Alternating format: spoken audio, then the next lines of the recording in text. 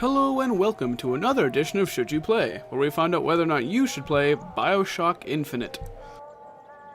You play as a guy named Booker DeWitt, who has a somewhat checkered past.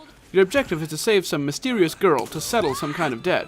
To do this, you are sent to the city of Columbia, which seceded from the United States to avoid its corruptive influence. Oh, and the city of Columbia is a flying city. Yes, the city floats in the air, using space magic, or something. There you go. The story in a nutshell. The game is set in the year 1912, so expect all the themes involved with that time. You know, you've got your religious influences all over, your barbershop quartets, and everyone appears to be completely and totally racist. In this case, it's aimed towards the Irish and black community. It sort of feels out of place at first, as the first line of racism you receive is also accompanied by a character being given a choice to fall in line with the crowd, or call out the announcer.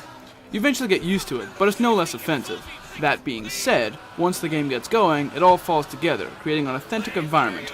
And the best part, you eventually get to shoot all these racists. So yay!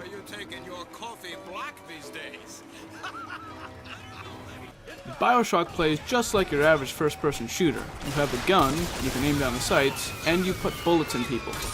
You can only carry 2 guns at a time, but in most cases this is never really a problem, as ammo can be found on dead bodies, in boxes, or ammo crates found around the area. There are numerous guns to choose from, ranging from your average pistol to rifles all the way to the crank gun, which is essentially just a Gatling gun you can carry around. You also have access to abilities unanimously referred to as vigors. These basically act as spells and can make a sticky situation into an easy-to-win shoot-er-oma. Vigors use salts as a resource, which, if you're familiar in any game that uses magic, acts just like mana.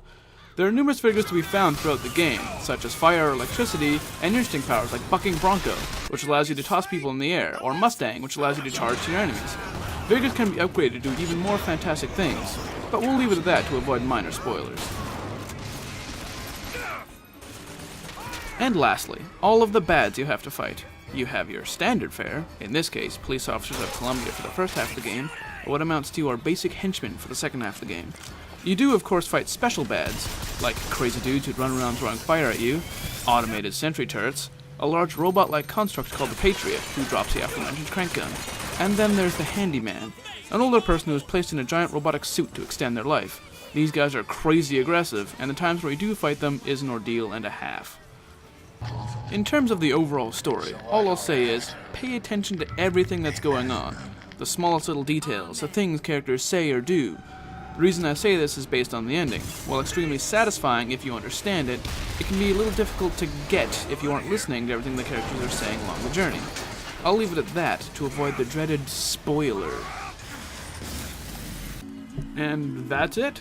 That's the basics of the game I thought you needed to know. So hopefully this was enough information for you to decide whether or not you should play Bioshock Infinite. And here's a little barbershop quartet for you to enjoy.